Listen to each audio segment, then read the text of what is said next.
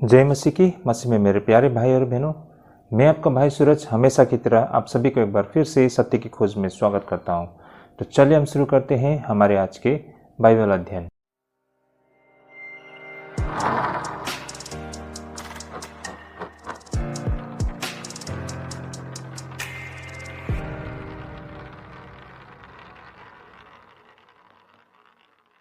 तो एक बार फिर से आप सभी का स्वागत है सत्य की खोज में भाई और बहनों। आज का जो हमारा बाइबल अध्ययन करने का रहेगा वो पहला कोरिन्थी 7 अध्याय 17 से लेकर 24 पद तक में काफ़ी रोचक विषय रहेगा भाई और बहनों। और इससे पहले के जितने भी हमारे बाइबल अध्ययन है आप हमारे प्लेलिस्ट से देख सकते हैं। हमारा पूरा कोशिश रहता है कि हम बिल्कुल chapter to chapter verse to verse Bible अध्ययन करें, है ना। और ये भी हमारा कोशिश रहता है कि बाइबल के जटिल भाषा को बिल्कुल सरल भाषा में आपके समक्ष लेके आए, पूरे सत्य पूरे तथ्य के साथ। तो भाई और बहनों चलिए शुरू करते हैं हमारे आज के अध्ययन को। भाई और बहनों, आज का हमारा जो दूसरा विषय रहेगा वो इस प्रकार है, प्रेरित पौलुस क्यों नहीं चाहता था कि मसीह विश्वासी विवाह करे। काफी रोचक विषय है। प्रेरित पौलुस एक समय में नहीं चाहता था कि मसीह विश्वासी विवाह करे। ऐसा क्यों है, किस लिए है? क्यों प्रेरित पौलुस नहीं चाहते थे कि विश्वासी लोग विवाह करें? इसके पीछे का कारण क्या है, इसे अभी हम अध्ययन करने जा रहे हैं। आज के ये हमारे दूसरे विषय हैं और वचन अध्ययन करने का रहेगा पहला कोरिन्थी 7 अध्याय 26 से लेकर 35 पद तक में। काफ़ी रोचक विषय है। First Corinthian chapter 7 verse 26 up to 35। आइए हम सबसे पहले वचन को पढ़ लेते हैं। तो वचन यहाँ पर इस प्रकार लिखा है, सो मेरी समझ में यह अच्छा है कि आजकल कलेश का कारण मनुष्य जैसा है वैसा ही रहे। यदि तेरी पत्नी है तो उससे अलग होने का यत्न न कर, और यदि तेरे पत्नी नहीं तो पत्नी की खोज न कर। परंतु यदि तू ब्याह भी करे तो पाप नहीं, और यदि कुंवारी ब्याह ही जाए तो कोई पाप नहीं, परंतु ऐसों को शारीरिक दुख होगा और मैं बचाना चाहता हूँ।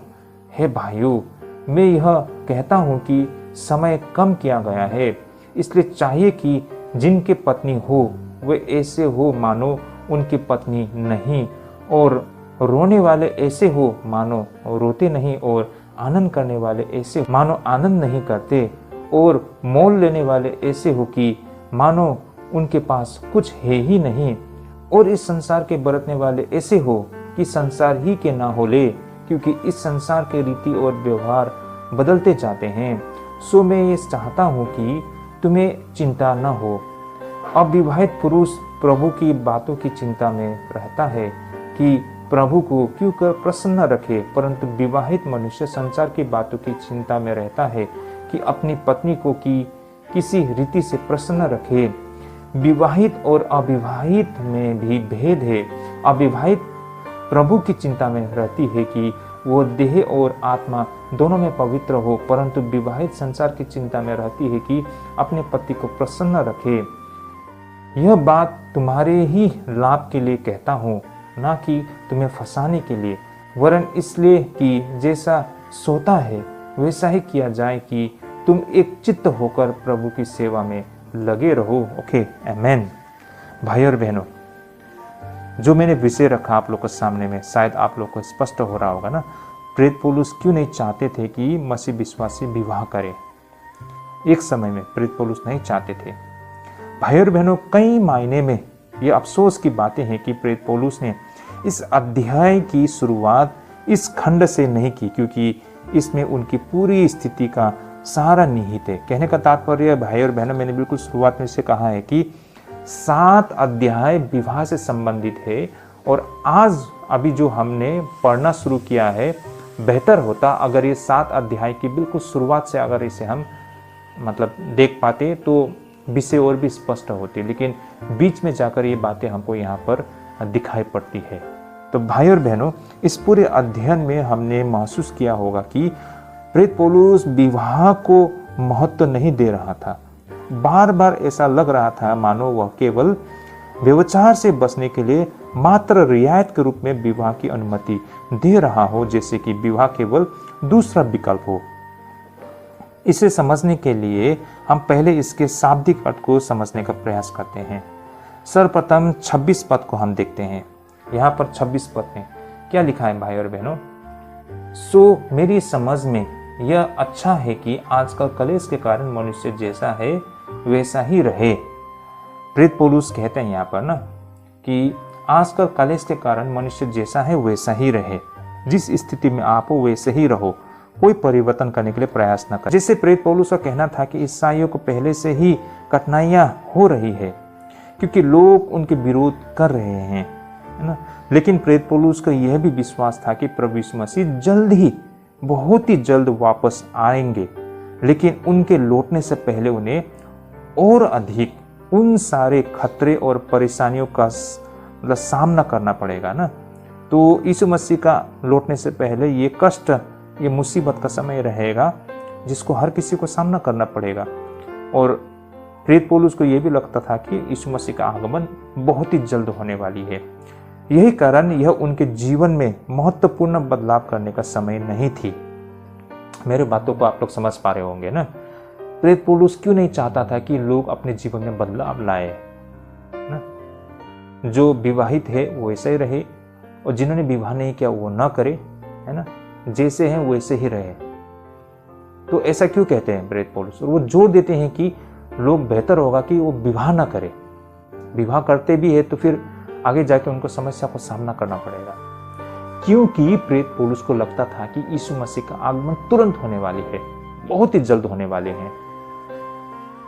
बेशक प्रेरित पौलुस का ये सोच गलत था और उन्होंने आगे जाके इसको सही भी किया है ना। तो उस समय प्रेरित पौलुस का जो सोच था ये गलत था। और आप और हम भी अगर प्रेरित पौलुस की तरह सोचते हैं तो हमारा भी सोचना कुछ ऐसा ही होगा कि हम जैसे हैं वैसे ही रहे ना। अगर हमें भी लगता था कि अगर उस जमाने में हम होते और हमें भी ये लगता था कि यीशु मसीह का आगमन तुरंत होने वाला है, तो हम भी और आप भी यही करते ना। वे कहते कि घर बनाने की जरूरत नहीं है, विवाह करने की जरूरत नहीं है ना, कुछ सेविंग करने की जरूरत नहीं है, क्योंकि यीशु मसीह का आगमन तो तुरंत होने वाला है। जितना समय हमारे हाथों में रह गया उससे उस समय को हम मसीह के सेवा में लगाए, है ना। ये हमारे लिए बोनस होगा। शायद ऐसा हमारा सोचना होना था। तो कुछ ऐसा ही सोच प्रेरित पौलुस का भी था, लेकिन आगे जाके शायद उनको एहसास होता है और उनकी जो नजरिया वो बदल भी जाता है। मैं अंत में आप लोगों को बताऊंगा। लेकिन उस वक्त तक जब वो कोरिन्थ के मंडली को ये पत्री लिख रहे थे, उनको लगता था कि यीशु मसीह का आगमन तुरंत होने वाले हैं। यही कारण वो लोगों को बोलते हैं कि जिस अवस्था में आप है वहीं रहे, बेहतर होगा विवाह जिन्होंने नहीं किया मत कीजिए, वरना तकलीफ को सामना करना पड़ेगा, क्योंकि आगे का समय बहुत कलेश का समय होगा। क्योंकि यीशु मसीह का आगमन होने से पहले बहुत समस्या होगी, क्योंकि उस समय भी मसीह पर बहुत अत्याचार हो रहा था। तो ऐसे में बेटर होगा कि आप विवाह ना करें। तो भाई और बहन, ये कुछ था 26 पद के मायने। आप देखते हैं 27 और 28 पद में भाई और बहनों, यहाँ पर क्या लिखा है? यदि तेरे पत्नी है तो उससे अलग होने का यत्न न कर, और यदि तेरे पत्नी नहीं तो पत्नी की खोज न कर, परंतु यदि तू ब्याह भी करे तो पाप नहीं, और यदि कुंवारी ब्याहे जाए तो कोई पाप नहीं, परंतु ऐसे को शारीरिक दुख होगा और मैं बचाना चाहता हूँ। तो भाई और बहन, यहाँ पर 27 और 28 पद में ये बातें बिल्कुल स्पष्ट होती है ना। यहाँ पर बताया गया है कि विवाहित लोगों को तलाक नहीं देना चाहिए, और अगर वो अविवाहित है ना तो विवाह नहीं करनी चाहिए, लेकिन साथ ही विवाह करना भी कोई पाप नहीं है। तो यहाँ पर ऐसा नहीं है कि प्रेरित पौलुस कह रहे हैं कि आपको बिल्कुल विवाह नहीं करनी चाहिए। आप चाहती हो तो कर सकती हो, लेकिन इससे समस्या हो सकती है, ये भी वो कहते हैं। वो कहते हैं कि महिला मंगेतर का विवाह करना गलत नहीं है, लेकिन विवाह अतिरिक्त समस्या लेकर आएगी।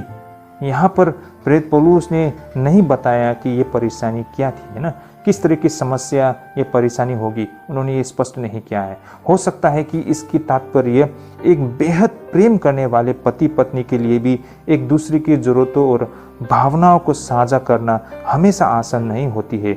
साथ ही बच्चे हैं तो उन्हें प्रशिक्षित करना ना, उन्हें ट्रेन करना ये आसान नहीं होगा, जिनके लिए बहुत समय लगेगी। तो कहने का मतलब यहाँ पर आप विवाह न करें तो बेहतर होगा, लेकिन अगर विवाह करते हैं तो आपको परेशानियों का सामना करना पड़ेगा ना, समस्याओं का सामना करना पड़ेगा। और वो समस्या क्या उन्होंने नहीं बताया, लेकिन ये समस्या विवाहित जीवन में जो होती है ना, कभी कभार पति पत्नी के बीच में हो जाता है ना कुछ अनबन, ये और भी ज़्यादा हो सकता है कष्ट होने की वजह से, फिर बच्चे लोगों को देखभाल करना पड़ता है। तो ऐसे में आप ऐसे भी मसीहों पर बहुत अत्याचार हो रहा है, तो आप किस तरह प्रभु को सेवा कर पाएंगे। तो शायद ये सारे बातें प्रेरित पौलुस को कहना होगा, लेकिन एग्जैक्टली यहाँ पर वो समस्या क्या है वो नहीं बता रहे हैं। आगे हम देखते हैं 29 से लेकर 31 पद में भाई और बहनों। आइए मैं वचन को पढ़ लेता हूँ। वचन यहाँ पर इस प्रकार लिखा है, हे भाइयों, मैं ये कहता हूँ कि समय कम किया गया है, इसलिए चाहिए कि जिनकी पत्नी हो वे ऐसे हो मानो उनकी पत्नी नहीं, और रोने वाले ऐसे हो मानो रोते नहीं, और आनंद करने वाले ऐसे हो मानो आनंद नहीं करते, और मोल लेने वाले ऐसे हो कि मानो उनके पास कुछ है ही नहीं, और इस संसार के बरतने वाले ऐसे हो कि संसार ही के ना हो ले, क्योंकि इस संसार की रीति और व्यवहार बदलते जाते हैं। ओके, 29 से 31 पद तक में हमने पढ़ा है भाई और बहनों। यहाँ पर एक बार फिर से प्रेरित पौलुस को विश्वास था कि यीशु मसीह बहुत ही जल्द वापस आएंगे। यही कारण परमेश्वर के लिए कार्य करने के लिए अधिक समय नहीं बचा है, इसलिए प्रेरित पौलुस चाहता था कि वे रुके और सोचे। यही कारण उन सब के कारण उन्होंने इतने सख्त तरीके से लिखा, क्योंकि वह चाहते थे कि वे परमेश्वर के कार्य के प्रति गंभीर हो। यहाँ पर प्रेरित पौलुस की यह उम्मीद नहीं थी कि वे उनके उदाहरणों को उनके सटीक अर्थ में समझेंगे, लेकिन उन्हें उम्मीद थी कि पति अपनी पत्नियों से प्यार करते रहेंगे, लोग दुखी या सुखी होते रहेंगे, व्यापार चलता रहेगा, लेकिन इन सारी चीज़ों को उनके जीवन पर नियंत्रण नहीं करना चाहिए, क्योंकि अपने विश्वास के कारण वे पहले से ही अनंत काल की दुनिया से संबंधित थे, इसलिए वर्तमान दुनिया से उनका रिश्ता सबसे महत्वपूर्ण नहीं थी। तो भाई और बहनों, ये सब कारणों की वजह से प्रेरित पौलुस ये सारे बातें कहते हैं। और भाई और बहनों, ये आज के समय में भी, आज के संदर्भ में भी इसे हम जोड़ के देख सकते हैं, या फिर आज के संदर्भ में भी इसे हम इस तरह समझ सकते हैं। मान लीजिए उस समय तो प्रेरित पौलुस को ऐसा लगता था कि यीशु मसीह का आगमन बहुत ही निकट है, लेकिन प्रेरित पौलुस को ये भी बात पता थी कि वो जो सोच रहे हैं, समझ रहे हैं, वो लोगों को सही तरीके से समझा नहीं पाएंगे, है ना। इसलिए वो लोगों को एक डायरेक्शन दे रहे थे कि आप कुछ भी करें, लेकिन उस चीज़ में इतना इन्वॉल्व ना हो जाए जिस वजह से परमेश्वर की सेवकाई में बाधा पहुँचे, क्योंकि यीशु मसीह का आगमन निकट है। ज़्यादा से ज़्यादा समय आपका फोकस यीशु मसीह के मतलब सेवकाई के लिए होना चाहिए, ये उनका कहने का तात्पर्य था ना। और ये नहीं कह रहे कि बिल्कुल विवाह ना करें, कर सकते हैं, लेकिन इनसे आपकी सेवकाई में बाधा हो सकती है। यही कारण हो सके तो इन सारी चीज़ों से, पारिवारिक जीवन से दूर रहिए, कहने का तात्पर्य वो था, है ना। क्योंकि वो चाहते थे कि लोग ज़्यादा से ज़्यादा समय यीशु मसीह की सेवकाई में दे, लेकिन हकीकत कुछ और था, है ना। यीशु मसीह का आगमन में समय लगने वाला था। तो चलो आगे जाके प्रेरित पौलुस ने इसको ठीक भी किया है, उस पर हम आगे चर्चा करेंगे, लेकिन आज के संदर्भ में भी इसे हम समझ सकते हैं भाई और बहनों। लेकिन अब तो 2000 साल बीत चुका है। मैं ऐसा क्यों कह रहा हूँ? क्योंकि अब 2000 साल बीत चुका है और चारों तरफ दुनिया में जो संकेत हमें दिखाई देता है, बड़े बड़े विद्वान लोग ना, बड़े बड़े भविष्यद्वक्ता लोग आज जो कह रहे हैं, है ना, ऐसा संकेत मिल रहा है कि यीशु मसीह का आगमन बहुत निकट है। तो ऐसे में भाई और बहनों, शायद उस समय के मसीह लोगों को उतनी तैयारी करना नहीं पड़ सकता था ना, जरूरत नहीं थी, मतलब समय था। लेकिन आप और हमारे लिए अब समय नहीं है, ऐसा लगता है हमें। तो आप और हमें तो लेकिन अब सीरियस होना पड़ेगा, है ना। लेकिन अब भी मैं ये नहीं कह रहा हूँ कि यीशु मसीह का आगमन कल ही हो जाएंगे, अगले वर्ष ही हो जाएंगे, ऐसे में हमें सब कुछ छोड़ देना चाहिए, ये भी मैं नहीं कह रहा हूँ। हम नहीं जानते एग्जैक्टली ना, लेकिन इतना तक हमें तैयारी होना चाहिए कि यीशु मसीह का आगमन बहुत ही जल्दी होने वाले हैं। तो ऐसे में हम क्या करें? हम फंस जाते हैं ना, हम ना आगे बढ़ सकते हैं ना पीछे हट सकते हैं। तो भाई और बहनों, इसमें हमें अपने विवेक का इस्तेमाल करना होगा, है ना। विवाह जो कर रहे हैं करिए, जिनको घर बनाना है करिए, बनाइए, जिसको जॉब ढूंढना है जॉब ढूंढिए, जिसको जो पढ़ाई कर रहे हैं कर रहिए, जो आप कर रहे हैं करते रहिए उससे।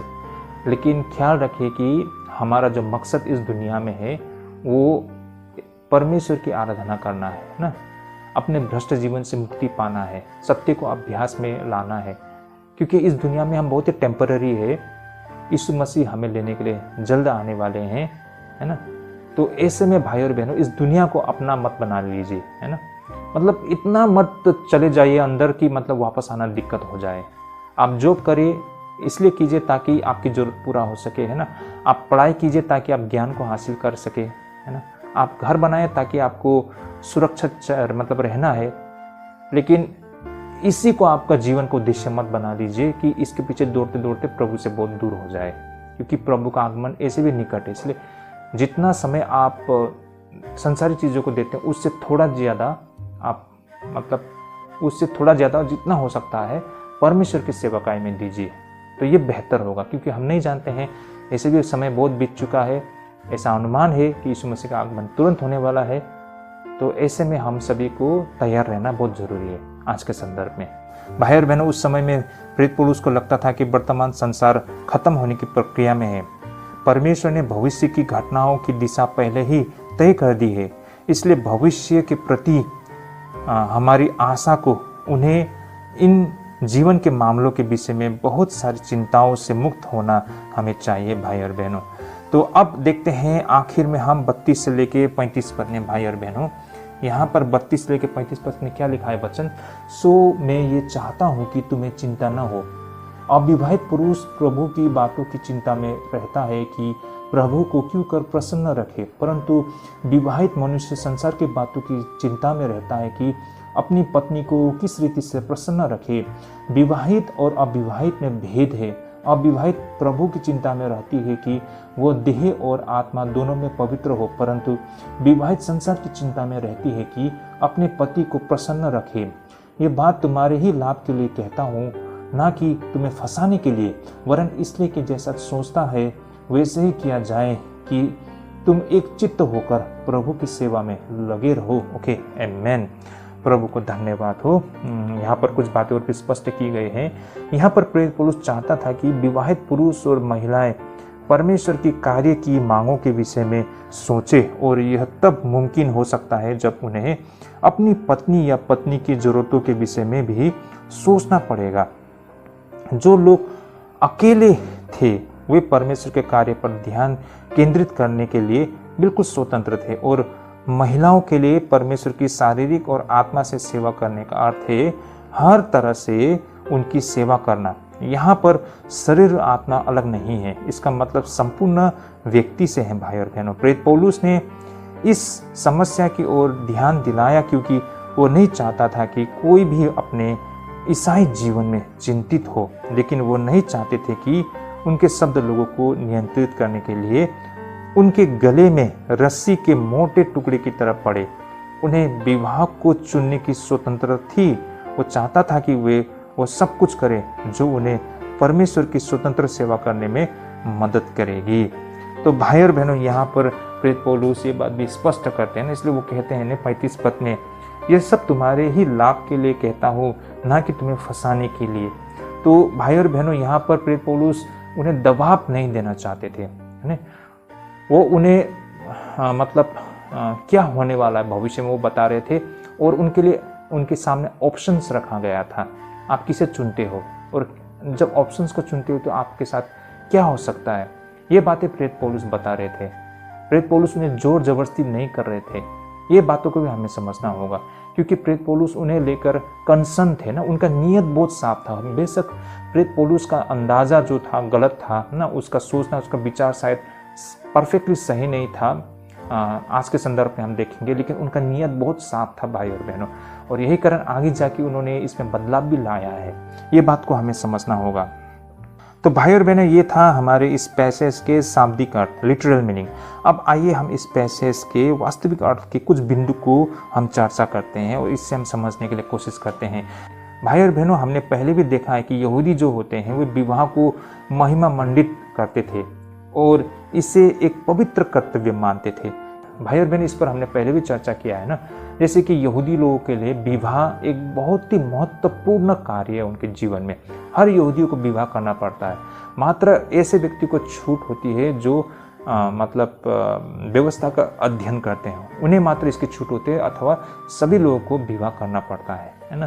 तो प्रेरित पौलुस ने भी विवाह किया था, ऐसा लोगों का मानना है, क्योंकि 18 वर्ष होने पर यहूदियों को विवाह करना पड़ता है। तो ऐसे में प्रेरित पौलुस ने भी विवाह किया होगा, लेकिन परमेश्वर की सेवा करने के कारण शायद उन्होंने अपनी पत्नी को मतलब उनसे अपना रिश्ता तोड़ दिया होगा या फिर उनकी पत्नी गुजर गए होंगे, हम नहीं जानते हैं एग्जैक्टली, कोई इतना प्रूफ नहीं है एग्जैक्टली, लेकिन अध्ययन से ये पता चलता है कि और यहूदी नियम जो थे उसके तहत उन्होंने विवाह भी किया होगा। तो कहने का तात्पर्य है यहूदी लोगों के बीच में जो विवाह होती है, जो मैरिज इंस्टीट्यूशन होते हैं, उसका बहुत ऊंचा स्थान होता है।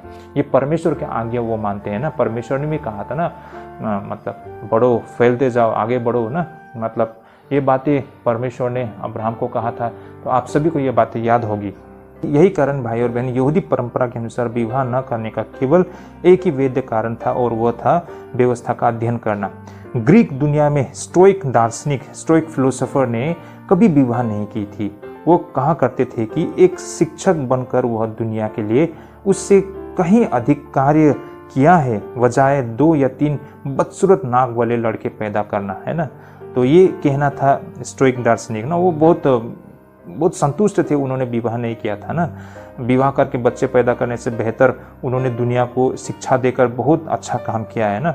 तो लेकिन इस तरह के दृष्टिकोण यहूदियों की नहीं थी और यह निश्चित रूप से ईसाई दृष्टिकोण भी नहीं है ना, और ना ही यह प्रेत पौलुस का भी अंतिम दृष्टिकोण था। ये बात को हमें समझना होगा भाई और बहनों ना। मैं फिर से कहता हूँ ना, ये दृष्टिकोण, इस तरह की सोच यहूदी का भी नहीं था और ना ही ईसाई ना, हम विश्वासी भी ये बात नहीं मानते। और इनफैक्ट प्रेत पौलुस का भी ये अंतिम दृष्टिकोण नहीं था, है ना। मतलब वो विवाह नहीं करना बिल्कुल ये नहीं चाहते थे, और जैसा मैंने कहा आगे जाके उनकी सोच में भी बदलाव आया था। तो और इसलिए मैं यहाँ पर ये कहना चाहता हूँ कि ये बहुत ही बड़ी रोचक बातें थी कि कई वर्ष बाद जब प्रेत पौलुस इफिसियों को पत्र लिख रहे थे तो वो बदल गया था, उसकी सोच बदल गया था विवाह को लेकर, क्योंकि वहाँ पर वो पति और पत्नी के रिश्ते को मसीह और कलीसिया के बीच के रिश्ते के प्रतीक के रूप में उपयोग कर रहे थे।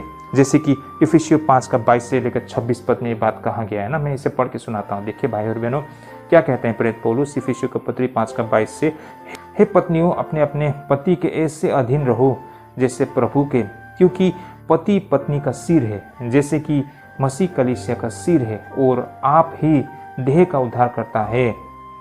पर जैसे कलीसिया मसीह के अधीन है, वैसे ही पत्नियां भी हर एक बात में अपने अपने पति का अधीन रहे। हे पतियों, अपनी अपनी पत्नी से प्रेम रखो, जैसा मसीह ने भी कलीसिया से प्रेम करके अपने आप को उसके लिए दे दिया, कि उसको वचन के द्वारा जल के स्रोत से शुद्ध करके पवित्र बनाए। ओके, आमीन। तो भाई और बहनों, यहाँ पर आप लोग स्पष्ट देख सकते हैं ना, प्रेत पौलुस ने किस तरह आगे जाके पति और पत्नी के रिश्ते को मसीह और कलीसिया के रिश्ते के साथ उसे दिखाया है। तो यहाँ से प्रेत पौलुस का सोच विवाह को लेकर बिल्कुल बदल गया है ना। तो भाई और बहनों, जब प्रेत पौलुस ने कुरिन्थियों को लिखा था, उस समय उनके दृष्टिकोण पर यह तथ्य हावी था कि उन्हें किसी भी क्षण यीशु मसीह के दूसरे आगमन दिखाई पड़ेगी। यही कारण वो इस तरह कुछ सोचते थे ना। लेकिन जब समय के साथ उनका मतलब उनको समझ बढ़ी, है ना, तो उनका दृष्टिकोण साफ हो गया और विवाह को लेकर उनके नजरिया बदल गए, है ना। तो भाई और बहनों, प्रेत पौलुस जो बता रहे हैं वो संकट विधान थे, क्योंकि वो सोचते थे कि समय बहुत कम है। उनका मानना था कि मसीह इतनी जल्दी आने वाली थी कि आने वाला समय की तैयारी पर ध्यान केंद्रित करने के लिए एक जबरदस्त प्रयास से सब कुछ अलग रखा जाना चाहिए।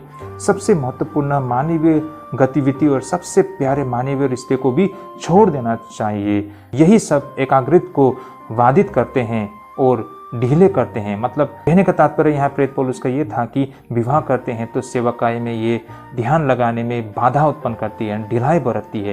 ये स्वाभाविक भी है भाई और बहनों, है ना। प्रेत पौलुस स्वयं वो मतलब अकेले थे, इसलिए कहीं भी जा सकते थे ना, कुछ भी कर सकते थे आसानी से, उसको किसी का चिंता करना नहीं था।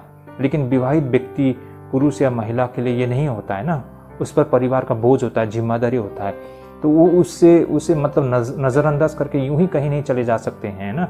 तो यही कारण प्रेत पौलुस का कहने का मतलब ये था, अथवा वो विवाह को मतलब नीचा नहीं कर रहे थे। भाई और बहनों, जब मसीह ने मनुष्य को खड़े होकर आगे बढ़ने का आदेश दी हो तो उसमें किसी भी तरह का कोई बंधन नहीं होनी चाहिए। भाई और बहनों, उस व्यक्ति को मसीह के अलावा किसी अन्य को प्रसन्न करने के विषय में नहीं सोचना चाहिए। भाई और बहनों, यदि प्रेत पौलुस ने यह सोचा होता कि वह और उसके अनुयायी स्थायी स्थिति में रह रहे हैं जहां पर मसीह के आगमन में कुछ और समय लगेगी, तो प्रेत पौलुस ने ऐसा कभी नहीं लिखा होता जैसा उन्होंने कोरिन्थ के मंडली को लिखी थी। ये बातों को मैंने पहले भी आप लोगों को बताया भाई और बहनों, है ना, कि प्रेरित पौलुस को ये पता होता है कि यीशु मसीह का आगमन होने में समय लगेगा, तो कभी भी वो प्रेरित पौलुस कोरिन्थ की मंडली को इस तरह की सुझाव एडवाइस नहीं देते ना, जिस तरह वो कह रहे हैं अभी। शायद उनका एडवाइस सजेशन कुछ अलग ही होता, लेकिन प्रेरित पौलुस को लगता था कि यीशु मसीह का आगमन तुरंत होने वाला है, यही कारण उनका एडवाइस इस तरह की है। ये बात को हमें समझना होगा। यही कारण भाई और बहनों, जब तक उन्होंने इफिसियों की मंडली को लिखा तब तक उन्हें मानवीय स्थिति की स्थायित्व का एहसास हो गया था और उन्होंने विवाह को सबसे अनमोल रिश्ता माना था। भाई और बहनों, हमारे लिए सदैव सत्य होना चाहिए कि घर वो स्थान है जो हमारे लिए दो काम करता है। यह वो स्थान है जहाँ हम ईसाई जीवन जीने का सबसे अच्छा अवसर मिलता है हमें, है ना, और साथ ही यह वो स्थान है जिसके विश्राम और मधुरता से हम दुनिया के भीतर और अधिक निकट से जीने की शक्ति प्राप्त करते हैं। बेशक इस अध्ययन में प्रेरित पौलुस ने विवाह को दूसरे सर्वश्रेष्ठ के रूप में देखा था, क्योंकि उनका मानना था कि जीवन जैसा कि हम जानते हैं ये केवल कुछ ही दिनों का रह गया है। लेकिन भाई और बहनों, फिर वो एक दिन आया जब प्रेरित पौलुस ने इसे धरती पर सबसे प्यारे रिश्ते के रूप में देखा था। तो भाई और बहनों, ये बहुत ही इंटरेस्टिंग बातें हैं ना। एक समय में यही प्रेरित पौलुस जो विवाह को मतलब ऐसा लग रहा था कि वो इम्पोर्टेंट नहीं दे रहे हैं ना, वो लोगों से अपील कर रहे हैं हो सके तो विवाह ना करें, विवाह करेंगी तो बहुत समस्या होगा। अब वही प्रेरित पौलुस आगे जाके विवाह को सबसे सुंदर चीज़ बता रहे हैं ना। तो क्योंकि प्रेरित पौलुस का नज़रिया बदल गया। आफ्टर ऑल प्रेरित पौलुस भी एक इंसान है ना, उनसे इरोर होना ये स्वाभाविक है। इसलिए बाइबल अध्ययन जरूरी है भाई और बहनों। कहाँ पर क्या बातें लिखा है उसको इसी तरह लेंगे तो समस्या होगा। बहुत लोग मेरे को बोल रहे थे, एक व्यक्ति ना, अरे 2000 साल पहले लिखी हुई ये सारे बातें प्रेरित पौलुस ने कही हुई बातें पर क्यों इतना चर्चा करना, यीशु मसीह पर विश्वास करना काफ़ी नहीं है। भाई और बहनों, यीशु मसीह पर आप किस आधार पर विश्वास करते हो? बाइबल में जो बातें लिखी उसी पर आधार करके तो विश्वास करते हो ना। तो फिर बाइबल में जो लिखी हुई बातें आप उसके पढ़ के उसी तरह लोगे तो फिर आप कहीं दूसरी ओर न भटक जाए। तो बाइबल में जो बातें लिखी उसे क्यों कहा गया है ऐसा, ये बातें कब कही गई थी, किसे कही गई थी, ये बातें अगर स्पष्ट होगी तभी तो आधार बनेगा ना यीशु मसीह का मतलब विश्वास करने का, यीशु मसीह के मतलब पीछे चलने का हमें एक आधार मिलेगा ना। बिना जाने समझे हम यीशु मसीह को किस आधार पर विश्वास करेंगे कहने से नहीं होता है ना। विश्वास करने का आधार होना चाहिए, है ना। उसके मार्ग में चलने के लिए हमें एक आधार चाहिए। यीशु मसीह का आज्ञा, सिद्धांत, उन बातों को समझना चाहिए। बाइबल में कुछ नियम बताया गया है जो सिद्धांत के तहत नहीं है, ये सारे बातों को समझना होगा। बाइबल में एक जगह कुछ लिखा है तो दूसरी जगह कुछ लिखा है, तो किन बातों को हम पकड़े, ये बातों को हमें समझना होगा। इसलिए बाइबल अध्ययन जरूरी है। कुछ लोग ना बहुत ही मतलब ये कहते हैं कि क्या जरूरत है 2000 साल लिखी हुई बातों को चर्चा करने के लिए। अब जैसे ये हमने कोरिन्थ के मंडली को जो बातें लिखी है बाइबल अध्ययन कर रहे हैं, बोलते हैं क्या जरूरत है ये बातें, अरे बातें ये अध्ययन किया तो ये बात हमको पता चल रहा है ना कि प्रेरित पौलुस ने क्यों कहा था विवाह नहीं करना। वरना आप तो कहेंगे कि विवाह नहीं करना ही सही रहेगा, प्रेरित पौलुस ने कहा था, ये सब पकड़ के बैठ जाएंगे। तो ये बातों को हमें समझना होगा। सो आई होप आज का अध्ययन हम सब के लिए बहुत आशीष लेके आएगी, हम सब के लिए बहुत अच्छी समझ लेके आएगी। अगर आप लोगों को लगता है कि ये हेल्पफुल है, जरूर इसे शेयर कीजिए, हर किसी तक इसे पहुंचाइए। आज के लिए हम यहीं पे स्थगित करते हैं, मिलते हैं अगले किसी इसी प्रकार के अध्ययन में। प्रभु आप सबको ढेरों आशीष करे। जय मसीह।